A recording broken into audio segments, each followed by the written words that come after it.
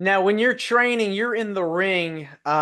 Those bumps hurt on the mat. You don't want to, you really don't want to get up and have to do it again, like the drills. It really takes so much out of you. What can you tell me about some of the drills that you learned while in training? A lot of the drills we had to do is like cardio or back bumps. So I know, man, I remember we had to do a four-corner roll, right side, left side, freaking, front roll, hit the ropes, hit the ropes, hit the ropes. Then there's like another drill where it would be a drop down leapfrog and slide type in. Like there's so many different wrestling drills to learn in wrestling, and they only do that because the craft of it, to make sure practice makes perfect. So that's why we really do those drills. Yeah, it's discipline. You have to really be disciplined in order And to be. it's a mental memory. Like it's a mental memory.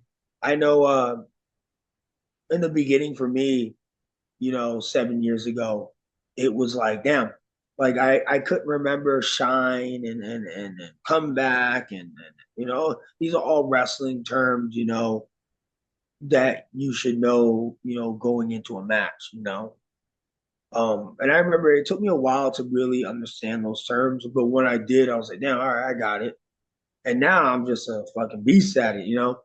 Psychology is like my strong point in wrestling. It's It's why de I've been able to accomplish a lot with it. Yeah, psychology is definitely important because you want to make sure you're putting those fundamentals down and you're working with your partner or opponent to make sure you're getting your stuff in, but also you're telling a story in the ring. You have to But give a it's all reason story. why. Yeah, it's all story based. I hate wrestlers that go in there and they want to do 100. Oh, sorry, I don't mean to curse. They go in there, they want to go and do 100 spots. Why? What's the purpose of doing 100 spots? As a fan, I'm not going to remember all 100 spots that you do. I'm going to remember key moments to that match. That's where the story base is important because you're telling them a story, you're drawing them in. It's why you have a heel baby face. It's no different than psychology of Batman and Joker, good guy and bad guy. What do you notice every time with Batman? Batman will go for the criminal, he gets hurt or beat up or something when he's the ultimate criminal, but he always has a comeback. He comes back with that comeback and he saves the day, which is like a finish to wrestling. Yes, it's that good versus evil concept. And wrestling has a lot of realism in there. It's very grounded, and you have to really make sure that you're playing to the audience so they know what's going on. Well, man, we watch wrestling change so much since the days of like Hogan and Flair. You go in there and you watch a Hogan match, go in there and watch a Flair match, and you're gonna always remember Flair with the woos and the face bumps that he made or getting caught off the top rope. He didn't do anything in the ring besides style and profile and bump. He didn't do 100 spots, and that's why people remember Flair because of those key moments. They were able to just be drawn into how he was, as a wrestler. Everybody remember Flair. This is wrestling has changed so much. There's a lot of guys that go in there. I want to do a flip, this, and this, and you're trying to remember all of these moves. And then what if a crowd doesn't get into it? Because I know Georgia hates flippity doodas. Like that's a very southern state to where they love beat downs and storytelling and wrestling.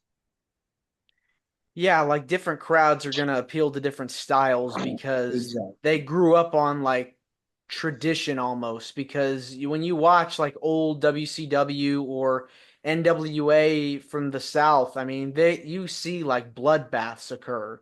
You see street fights, you see brawls. I remember a match years ago. I think it was like 2003, maybe.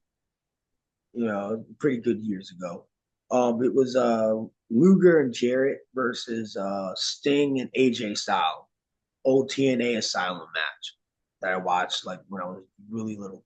And I remember AJ being the super flippity doo guy. I remember AJ Styles was one of those guys that really, in my opinion, kind of crafted that whole do a bunch of flips, do a bunch of spots um, early on because we were still in the era of like, storytelling. I mean, wrestling's still storytelling based. It's just there's a lot more where you question it. Like, really, bro?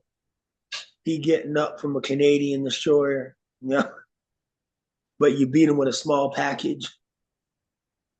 And I remember AJ's doing all these flips, all these other matches with Jerry Lynn and all the other, and then he does his match with Luger and Jarrett, and you could tell that he didn't put in all his moves like he normally does because he was in there with these super veterans, that are going to tell a story, and the match was still good. And Luger didn't really do anything.